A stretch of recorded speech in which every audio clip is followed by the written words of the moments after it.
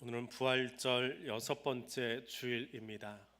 부활절 6번째 주일은 특별한 명칭은 없습니다. 예수님의 승천을 준비하고 있는 그런 주간으로 알려져 있습니다. 승천을 앞두고 계신 예수님께서 제자들을 바라보시면서 마지막으로 하고 싶었던 말씀은 무엇이었을까? 오늘 특별히 이 복음서 기자들이 모두가 다 기록한, 네 복음서 기자가 다 기록한 오병이어 기적에 관한 말씀을 나누려고 합니다. 다른 본문도 네 개 복음서가 기록을 하고 있지만 예수님의 이적 가운데는 유일하게 이 오병이어 기적만 네 개 복음서가 다 기록을 하고 있습니다. 요한복음에서는 7개의 기적 가운데 네 번째 등장하는 본문입니다. 그리고 예수님의 갈릴리 사역의 정점에 해당하는 가장 위에 올라와 있는 그런 본문이고요. 또 예수님의 공생의 3년 중에 6월절을 3번을 지났는데 그 중에 한 번을 예루살렘에 올라가지 않으십니다. 예루살렘에 가지 않으시면서 들판에서 무리들과 또 제자들과 함께 나누었던 말씀의 내용, 그만큼 의미가 있고 또 중요하다라고 하는 것이지요. 요한복음 6장은 5장과 시간적으로는 1년의 차이가 있습니다. 다른 복음서들하고 이렇게 교차시켜서 보면 5장과 6장 사이 굉장히 많은 사건이 있었는데 요한은 그것을 다 생략해 버립니다. 중요한 이야기는 더 길게 묘사를 하고 좀 생략해도 될 것은 통째로 빼버리는, 그러면서 요한복음을 기록해 나가고 있는 모습을 볼 수 있습니다. 그런 특징은 오늘 6장에서도 동일하게 등장합니다. 본문에 등장하는 사람들을 보면 우선은 말씀의 주인공인 예수 그리스도가 등장을 하고, 그리고 제자들이 등장을 하는데 빌립이라든지 혹은 안드레를 설명하면서 초대교회에 아마 흔하지는 않지만 안드레라는 이름이 있었던 것 같습니다. 그래서 시몬 베드로의 형제 안드레라고 설명까지 넣어서 안드레를 소개하고 있습니다. 그리고 목사나 신학자들은 끊임없이 이 사람이 대체 누구냐 뒷조사를 계속하고 있는 소년, 한 아이도 등장을 합니다. 근데 요한은 그 집안이 누군지 이름이 뭔지 끝끝내 이야기하지 않습니다. 그냥 무명의 한 아이로 성경서에서 지나가도록 그렇게 표현되어진 등장인물도 있습니다. 여기 이 산에 올라온 사람들의 관심은 무엇일까요? 이름도 등장하지 않은 무리들이 있는데 오병이어의 음식을 먹은 이 무리들의 관심, 30절에 가면 이렇게 기록되어 있습니다. 우리가 보고 당신을 믿도록 행하시는 표적이 무엇입니까? 표적에 관심이 있습니다. 기적에, 이적에 관심이 있습니다. 예수님 말씀에 관심 없습니다. 예배 드리는 거에 관심 없습니다. 그냥 뭔가 짠 하고 나타나는 정말 희한한, 휘황찬란한 그런 일에 관심이 있는 것이 무리들의 모습입니다. 내 욕구만 충족시키면 되는 거예요. 내 욕구를 충족시켜 줄 수 있는 예수님의 이벤트는 대체 뭐가 있습니까? 그것이 무리들의 관심입니다. 결국 이 오병이어의 사건이 끝난 뒤에, 6장이 굉장히 긴데요, 오병이어 사건이 끝난 뒤에 불신의 말들이 쏟아져 나오기 시작합니다. 우리가 예수 부모가 누군지 다 아는데 뭘 지가 우리한테 떡을 준다고 그래? 그리고 어떻게 사람의 살을 떼서 먹으라고 이야기해? 이게 말이 되냐? 예수님이 다 풀어주셨는데도 불구하고 말이 너무 어려워서 못 따라다니겠다. 그리고는 많은 사람들이 예수를 떠나가 버립니다. 그것이 오병이어 사건의 특징이에요. 요한복음의 정점에 도착해 있지만 이 사건을 끝난 뒤에 정말 소수 정예 부대만 12사도와 몇몇의 제자만 남아있게 되는 그 모습이 66절에 등장하고 있습니다. 우리는 어떤 사람이 될까? 어떤 사람이 될까? 그것을 본문 속에서 함께 살펴볼 수 있기를 원합니다. 예수님의 눈이 무리들을 향하여 뜨여집니다. 5절에 가서 눈을 들어 큰 무리가 자기에게로 오는 것을 보시고 라는 말씀이 나옵니다. 신약 성경에 예수님이 눈을 들어서 사람들을 보셨다라고 하는 이 표현이 7번 등장합니다. 근데 그 눈을 들어라고 하는 이 말은 예수님께서 사람들을 보시면서 목자 없는 양같이 이리저리 마음대로 왔다 갔다 하는 사람들 같아 보여서 불쌍하더라라고 하는 그 마음이 담겨 있는 눈동자입니다. 근데 그곳에 누가 있었습니까? 예수님 보고 있는 그 앞에 누가 있었나요? 배경 설명에 나와 있던 것처럼 무리들이 있습니다. 예수님 말씀에 관심 없습니다. 그냥 내 욕구 충족을 위해서 앉아 있는 사람들이에요. 내 만족을 위해서 있는 사람들이에요. 그러다 그 만족감이 채워지지 않으니까 말씀이 끝나기가 무섭게 휑하니 다 사라져버린, 더 이상 6장 이후에는 등장하지 않는 사람들이 있습니다. 그런데 6장을 시작하면서 3절에 가면 이런 구절이 등장을 합니다.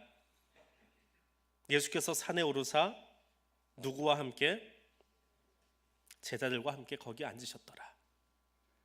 6장은 그 수많은 표적에 관심이 있는 무리들, 어중이 떠중이 말고요, 제 기분에 안 내키면 도망가 버리는 그 사람들 말고요, 제자들에게 관심이 있습니다. 제자들을 거기 앉으셨다. 6장을 시작하면서 이미 이야기하고 있습니다. 그리고 6장 이후에는 그 제자들과 더불어서 이제 하나님 나라를 만들어가시는 과정이 거기 나와요. 근데 이 제자는 또 어떤 사람들입니까? 가만히 12명을 들여다보니까 끝까지 따라간 제자도 있고, 예수 팔아먹은 제자도 있고, 물러가 버린 제자도 있습니다. 12명이긴 하지만 그 중에도 가룟유다 같은 사람도 있고, 끝까지 그 자리 지킨 요한 같은 사람도 있고, 제자라고 다 똑같지 않다는 거예요. 그 제자들의 모습을 우리에게 보여주고 있습니다. 자, 그 제자에게 관심을 두라고 하는 것이 요한의 기록의 목적입니다. 그리고 그 제자들 중에 한 사람 빌립에게 예수님이 물어보십니다. 5절입니다. 우리가 어디서 떡을 사서 이 사람들을 먹이겠느냐? 자, 같은 본문을 마태, 마가, 누가에서 보면 날이 어두워졌다라고 말합니다. 저녁이 됐으니까 밥 먹어야 되는데 그곳에 관심이 있는데, 요한의 관심은 달라요. 예수님이 누구냐라고 하는 것을 밝히기 위해서 빌립을 지목해서 질문하십니다. 그런데 이 빌립은 또 저 뒤에 설명을 끌어다 놓으면 한마디로 영적으로 참 둔에 빠진 사람이에요. 그리고 숫자에 관심이 많은 사람입니다. 어쩌면 정말 우리들의 모습, 내 모습을 너무 잘 대변해주고 있는 사람이 빌립이라는 거예요.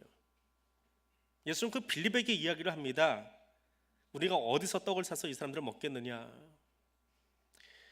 사람들은 이 본문을 읽으면서 흔히 그 200데나리온, 5,000명, 12제자, 이 숫자에 참 관심이 많이 있습니다. 뭐 저도 그랬지만 200데나리온이 현 시세로 대체 얼마가 되느냐, 뭐 이런 거 따지기 좋아하고 숫자 만들기 좋아하고 실적 좋아하고 그렇습니다. 그것을 대변하는 빌립에게 물어보고 있습니다. 근데 그 200데나리온이 현 시세로 따져서 1,000만 원이면 어떻고 1억이면 어떻습니까? 그 무슨 상관이 있습니까? 본문에는 거기에 전혀 관심이 없습니다. 예수님은 그것에 관심이 없어요. 예수님이 관심 가진 것에 우리의 눈과 귀를 모아볼 수 있기를 원합니다. 5절입니다. 빌립에게 이야기했습니다. 어디서 떡을 사서 이 사람들을 먹이겠느냐 라고 이야기할 때에 빌립의 대답을 들어보면 이 어디서라고 하는 말을 어떻게 받아들였느냐라고 하는 거지요. 이 어디서라고 하는 이 말은 장소적인 이야기도 있습니다. 어디서 가져올 거냐, 혹은 무엇으로부터, 혹은 어떻게, 방법론, how라고 하는 방법론, 어떻게 하여 하는 그런 말이 담겨져 있습니다.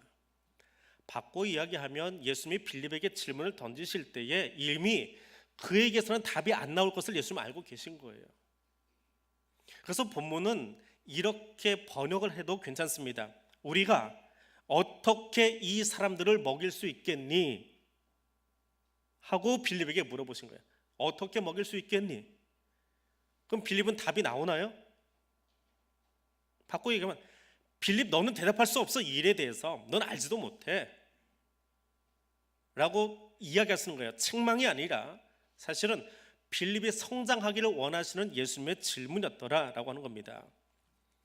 근데 빌립은 그렇지 않아요. 사람들은 그렇지 않습니다. 관심이 어디에 있습니까? 스스로 해결해 보려고 합니다. 내 스스로. 근데 빌립은 참 머리가 빨리 돌아가는 사람이에요. 영적으로는 둔한데 이성적으로 합리적으로 돌아가는 것은 굉장히 빠른 사람이에요. 너무 빨라서 피곤한 사람이 빌립입니다. 그래서 뭐라고 이야기해요? 우리가 한 입씩만 먹을 양식을 구하려고 해도 200데나리온이 필요합니다. 이것이 7절의 의미예요. 위클리프라고 하는 주석가에 의하면 200데나리온이 있으면 그거 가지고 식사 준비하면 6,000명이 먹을 수 있대요. 거기 앉아있는 사람들 대충 계산하면 200데나리온 가지고 만약에 빵을 사왔을 때에 어떻게 먹어요? 여기 앉아있는 사람 한 4배를 잡거든요. 그러면 빵 하나 가지고 나 이쪽 한 입, 너 저쪽 한 입, 옆에 아들 이쪽 한 입, 그래서 정말 한 입씩만 깨물어 먹어야 되는, 배부르게 먹는 것이 아니고 그 정도 양이 필요하다는 거예요. 예수님의 의도는 무엇입니까? 6절에 나와 있는 것처럼 빌립과 제자들의 신앙을 강화시키기 위해서 이 질문을 던지신 거예요. 방법론을 물어보신 건 아니라는 이야기입니다. 학교에서 시험을 보는 시험의 최종 목표가 무엇입니까? 그것이 서열 세우기에 1등, 2등, 3등, 4등, 꼴등 순서 매기기로 끝나버린다면 사실은 시험의 의도가 정확하지 않은 거예요. 취업을 위해서나 그러기 위해서 세우기도 합니다. 우리나라 수능은 서열을 매기고 학교에 서열을 매겨버리는 그런 형태로 굳어져 버렸지요. 근데 학교에서 공부하면서 보는 시험은 뭐예요? 지난 시간 동안 배웠던 과목들을 선생님이 아이들에게 전달을 했는데 잘 받아들였는지 테스트를 해보고 많은 학생이 이 문항을 다 틀렸어요. 그러면 이 부분을 선생님이 다시 가르쳐 주면서 배움의 내용을 강화시켜 주기 위한 것이 시험의 본래 목적이지요. 그러려고 시험 보는 거예요. 마찬가지로 예수님이 빌립에게 어디서 어떻게 하면 이 사람들을 다 먹일 수 있겠니? 라고 물어보는 것은 자기 생각에 사로잡혀 있는 이 빌립의 신앙을 깨트려 버리고 다시 정상적인 온전한 신앙의 사람으로 강화시키기 위해서 질문하셨다라고 하는 거예요. 그것을 알았으면 좋겠다라고 하는 거예요. 이 질문을 건네신 것은 빌립이나 제자들이나 우리들이나 주님은 정말 이 팀을, 이 사람들을 돕고 싶어 하신다라고 하는 마음을 알기 원해서 이 질문을 던지셨다라고 하는 거예요. 그럼 빌립은 뭐라고 대답해야 될까요? 저한테는 방법이 없습니다. 근데 주님은 하실 수 있습니다. 주님 우리를 도와주십시오. 이 대답이 나오기를 기다리시는 거예요. 근데 빌립이 그렇게 대답했나요? 안 했지요. 그래서 이 말씀이, 이 이야기가, 이 본문이 사실은 필요한 거예요. 내가 아닙니다. 내가 할 수 없습니다. 주님에게 방법이 있습니다. 고백하며 기도하는 자리로 나오도록 제자들을 끌어내시는 본문이 오늘 6장이라고 하는 겁니다. 여기 안드레가 등장합니다. 앞에서도 설명했지만 아마도 초대교회 흔하지 않은 이름인데 안드레라고 하는 이름이 또 있었나 봅니다. 그러니까 요한이 복음서를 기록하면서 그냥 안드레라고 하지 않고 어떻게 해요? 시몬 베드로의 형제 안드레라고 구체적으로 그는 또 설명해주고 있습니다. 생략도 잘하지만 필요한 것은 설명을 분명하게 붙여주고 있습니다. 근데 이 안드레라는 사람 보십시오. 이 안드레는 자기 형제인 시몬 베드로를 예수께 인도했던 사람입니다. 여기 시몬이 내 형제인데요, 참 괜찮은 사람이에요. 얘도 제자 삼았으면 좋겠습니다. 그리고 데리고 온 사람이에요. 그런데 예수님이 사람을 운영을 하는데 어떻게 운영하세요? 시몬, 야고보, 요한 데리고 산에 올라가세요. 시몬, 야고보, 요한 데리고 죽은 자 살리러 가세요. 안드레는 먼저 왔는데, 내가 전도자인데 나는 쏙 빼놓고 시몬 데리고 다니세요. 수제자 누구예요?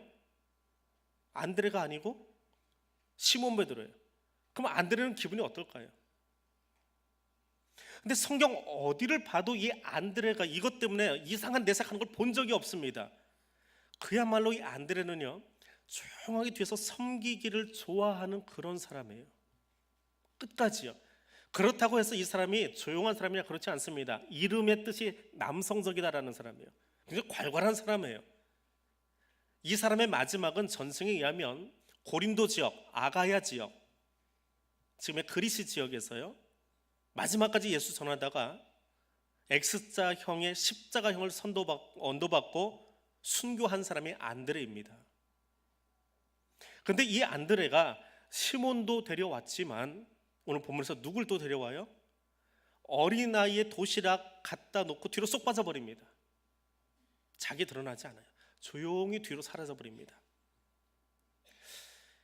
교회에서 목회를 하다 보면 간혹 눈앞에서 왔다 갔다 하면서 일 잘하시는 분들이 있어요. 조용히 있다가 그 자리에 가면 언제 나타나는지 짱가처럼 확 나타났어요. 갑자기 내가 열심히 일하고 있어요 하고 보이시는 분들이 있어요.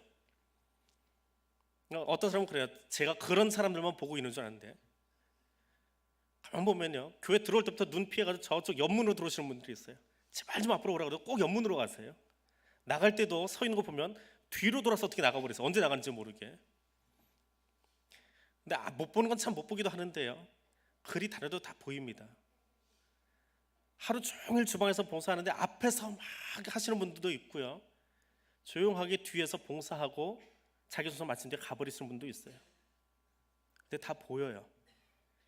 미처 만날 틈이 없고 이야기를 건드지 못했을 뿐이지 구석구석 일하시는 분들의 모습이 눈에 잘 띕니다.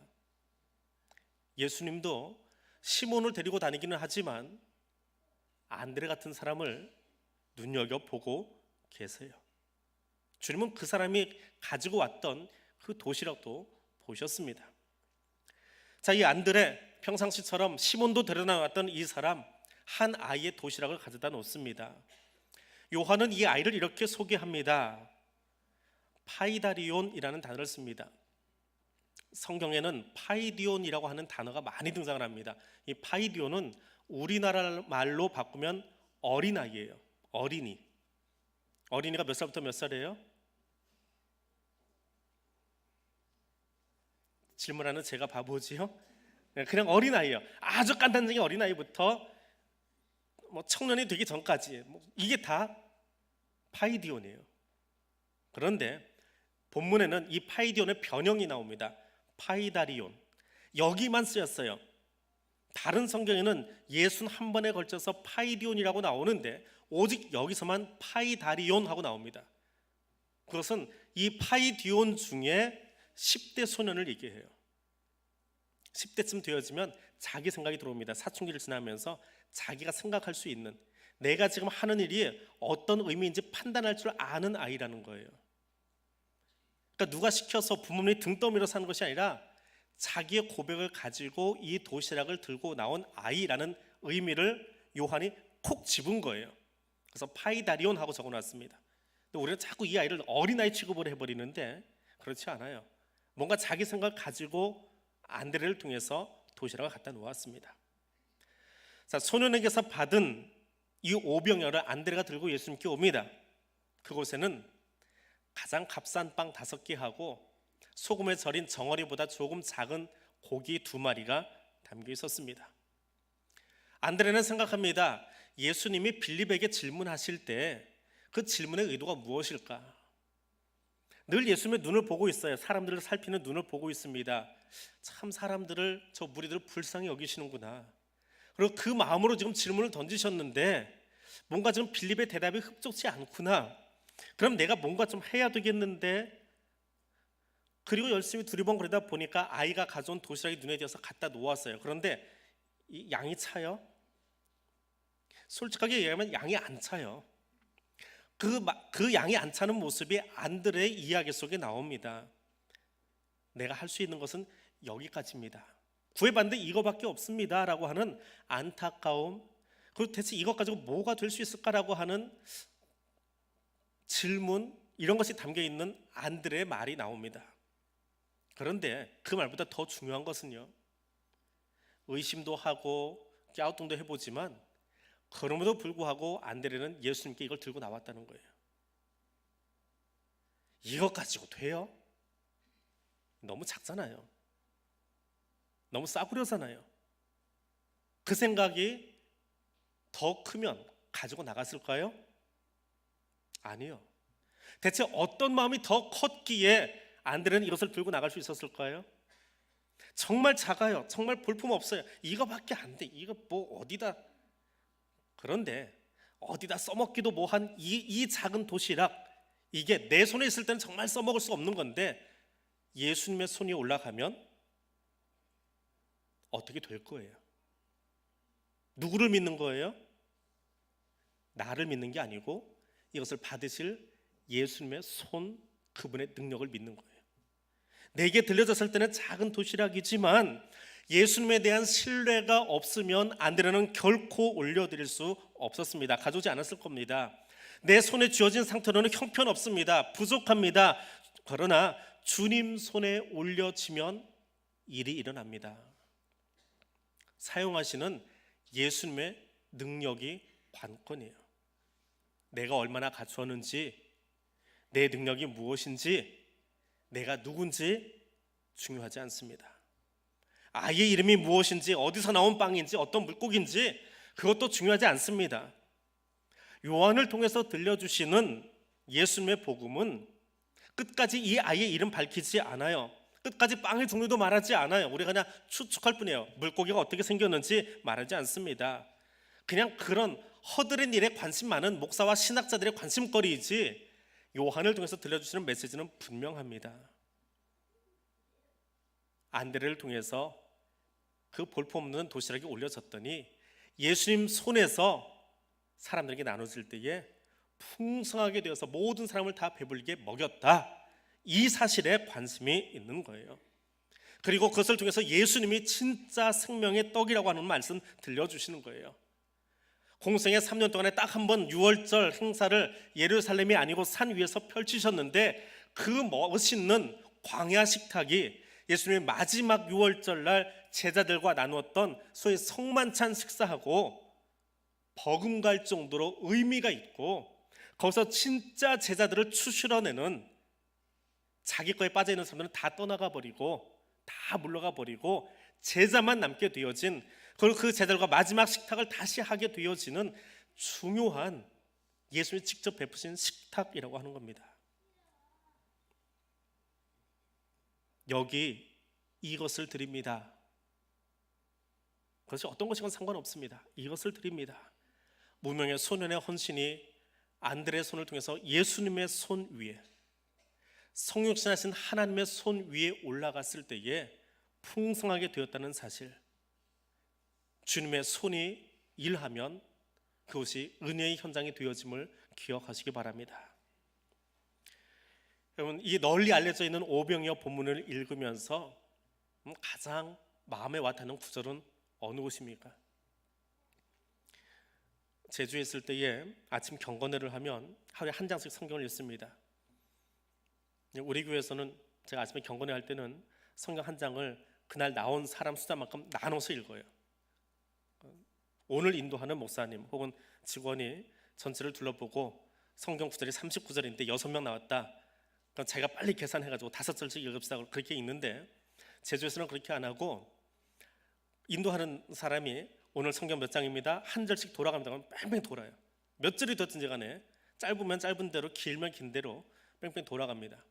다 읽고 나면 인도자가 다시 이야기해요. 오늘 읽었던 본문 중에 가장 마음에 와닿는 구절 하나를 이야기하세요.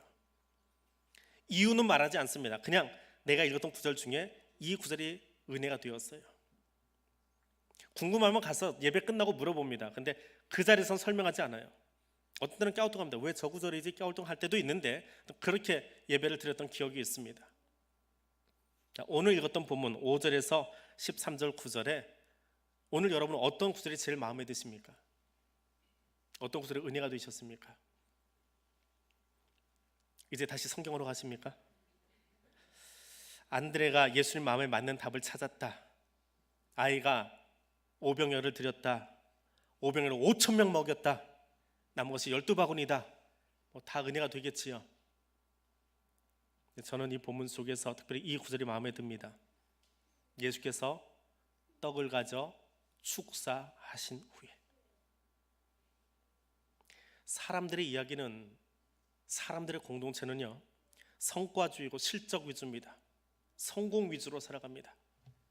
거기서 제대로 못하면 자꾸 뒤로 내쳐버리는 사람들, 숫자에 눈이 먼 사람들의 모습이 있습니다. 근데 오병이어의 본문을 보면서 놓치지 않아야 되는, 정말 놓치지 않아야 되는 중요한 것이 있습니다. 성경을 읽으면서 놓치지 말아야 될 것이 하나 있습니다. 부연 설명 많고 조연의 인물들의 활동도 많이 있지만 하나님이 직접 하신 이야기, 예수님이 직접 하신 이야기 놓쳐버리면 헛 읽은 거예요. 5천 명이 먹으면 뭐하고 12광술이 남으면 뭐합니까? 예수님이 어떤 의미로 어떤 말을 하셨는지 놓쳐버리면 다 헛것입니다. 그 주변 이야기는 다 예수님 말씀을 보조해주는 보조자 역할일 뿐이에요. 예수님 말씀을 놓치면 안 돼요. 안드레가 한 아이의 그 도시락을 들고 왔습니다. 이것이 이 많은 사람들에게 얼마나 되겠습니까? 라고 아직 덜 연근 신앙을 가지고 이야기합니다. 주저함과 망설임과 최선은 다했지만 이거밖에 없어 아쉬워요 라고 이야기합니다. 근데 그 뒤에 주님이 그것을 완성시켜 주세요. 거기 머물지 말라고요. 예수님께서 사람들을 앉게 하라 하십니다. 앉게 하라, 식사 대용으로 앉게 하라라고 하는 겁니다. 식사하기 위해서 앉는 틀이 있어요. 그렇게 앉게 하라. 자, 이 본문 구절을 보면은, 앉게 하라라고 하는 이 구절을 보면 요한이 이 예수님의 말씀을 얼마나 세밀하게 들었고 제자들이 실천했는지를 적어놓고 있습니다. 예수님이 제자들에게 사람들을 앉게 하라, 예수님이 제자들에게 안드로푸스, 모든 사람을 앉게 해라, 다 먹게 하겠다라고 이야기하셨더니 제자들이 사람들을 앉히면서 안드레스를 세어보니 5천 명이었다, 이렇게 단어를 선택하고 있습니다. 안드로푸스, 그건 예수님이 사용하신 단어예요. 모든 사람을 먹이겠다는 거예요. 아이건 노인이건 남자건 여자건 병자건 정상 일반인이건 다 먹이겠다는 거예요. 근데 제자들은 그들을 다 앉히면서 돌아가면서 건강한 남자 숫자만 쓴 거예요. 안드레스만 쓴 거예요. 그게 5천 명이라고 하는 이야기입니다. 그렇게 앉힌 뒤에 예수님이 하신 일입니다. 아이가 가져온 떡을 가지고 뭐 하셨다고요? 축사하셨습니다. 유대인의 가정에서 식사를 하기 전에 아버지가 축복 기도를 합니다. 감사 기도를 합니다. 그 기도를 축사라고 합니다. 그걸 축사라고 그래요. 목회자가 성찬식 할 때 빵을 들어서 기도하는 게 축사가 아니고요. 그것도 축사의 한 종류이지만 여기 나오는 축사는 아버지의 식사 감사 기도예요. 근데 아버지가 떡을 들어서 기도하는데, 예수님이 그 모습대로 떡을 들어서 기도하는데, 하나님, 오늘 가지고 나온 떡이 이것밖에 없습니다.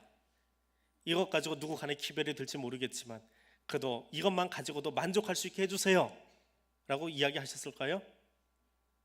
아니면 하나님, 여기 한 아이가 정말 어렵게 헌신했습니다. 이제 이 떡을 제가 제자들에게 나눠줄 텐데 이 떡이 저 사람 손에 갈 때도, 그 다음 사람 손에 갈 때도, 그 다음 사람 손에 갈 때도 다시 똑같이 불어나는 역사가 나타나게 해주세요. 믿습니다. 그러고 기도하실까요? 그건 감사 기도가 아니에요. 감사는 조건이 없습니다. 이유가 없습니다. 이게 어떻다라고 하는 이것에 대한 평가가 없습니다. 어떻게 해요? 하나님, 이 떡으로 만족합니다. 최고의 떡을 주셔서 감사합니다. 이 최고의 떡을 이제 함께 먹겠습니다. 함께 먹고 모두가 다 기뻐할 수 있는 떡이 되기를 원합니다. 이게 감사 기도예요. 그 떡을 향한 어떤 이적도 어떤 조건도 붙지 않습니다. 주신 것에 감사하고 나눌 수 있는 것에 감사하고, 그리고 그것으로 인해 하나님의 영광이 드러내기를 원하는 것, 그것이 감사 기도, 우리말로 축사라고 번역되어진 기도입니다. 뭘 주어도 무엇을 경험해도 늘 못 믿었고 늘 다른 생각하는 빌립이나 안드레 같은 제자들의 모습이 아니라, 주님은 주님의 손에 올려진 그것 가지고 매우 만족스러워 하시고 충분히 감사하고 그것을 나누어 주셨습니다라고 하는 본문이 축사하셨다라고 하는 말입니다. 생명의 떡을 풍성하게 해주셔서 그 자리에 참석한 사람들이 결코 줄이지 않게 하시는 하나님의 은혜의 현장이 오늘 이 들녘의 모습입니다. 주어진 것에 감사하고, 그것이 어떤 떡이건 어떤 물고기는 아무 상관없습니다. 누가 드렸든지 아무 상관없습니다. 그것을 통해서 하나님께 영광 올려질 수 있도록 감사하는 현장이 오병이어의 현장입니다. 그리고 함께 식사를 나눈 뒤에 모두를 만족시키고 낭비하지 않도록 다 거두어 드리라 이야기합니다. 어디로요? 12광주리로요. 이것은 제자들의 여행용 가방이에요. 남은 것을 거두러 갑니다. 먹다 남은 것 누가 다시 내놓을까요? 어린아이도 내놓고, 엄마도 내놓고, 아빠도 내놓고, 막이라고 돌아서 손도 비쳐 쓰지 못했던 어떤 할아버지도 내놓을 거고, 병고침을 받기 위해서 왔던 어떤 환자도 먹다가 남은 부스러기를 거기다 넣어줄 거예요. 누구 광주리에? 제자들의 광주리에. 이거 나중에 누가 먹어야 돼요? 제자들의 여행용 식사예요. 주님이 어떻게 바꾸실지 모르지만 그거 다 받으라는 거예요. 낭비하거나 흘리지 말고 다시 모아서 다음 여행을 위해 사용할 수 있게 하라라고 하는 거예요. 그래서 하나님의 그 식탁 위에 함께 하셨음을 모두가 경험할 수 있도록 만들어준 천국 잔치가 오병이어 식탁의 모습입니다. 디베라 갈릴리 바다 건너편이라고 요한이 소개한 그 식탁에 생명이 있습니다. 생명의 잔치는 예수 그리스도께서 주관하실 때에 풍성해집니다. 온전히 주님께 맡겨놓으시길 원합니다. 내 생각, 내 계산, 내 능력, 내 자존심, 그것까지 다 내려놓고 주님 손에 올려놓으면 주님이 풍성하게 하십니다. 오병이어의 주인공은 언제나 예수 그리스도 그분뿐임을 기억하시기 바랍니다. 오늘 내 삶 속에서 그 오병이어를 다시 경험하는 유일한 방법은 예수 그리스도 그분 주님이 내 삶의 주인공이 되셔야 함을 기억하고 이 시간 나의 있는 모습 그대로 주님의 손 위에 맡겨놓고 그분이 주인 되어 살아갈 수 있는 하나님의 사람들 될 수 있기를 소원합니다. 기도하겠습니다. 창조주 하나님, 우리에게 영원한 생명 주신 주님 감사합니다.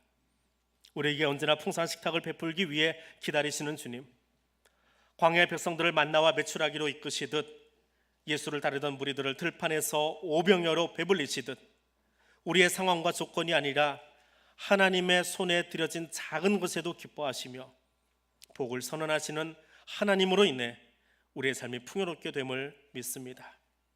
오늘 우리의 삶도 생명의 떡이신 예수 그리스도의 손에 올려드립니다. 주님 친히 받으시고 하늘의 신령한 곳으로 복 주시기를 원합니다. 주님의 손 안에서 연약함이 강건함으로 아픔과 질고가 회복과 기쁨으로 변화되는 은혜를 경험하게 하옵소서. 예수님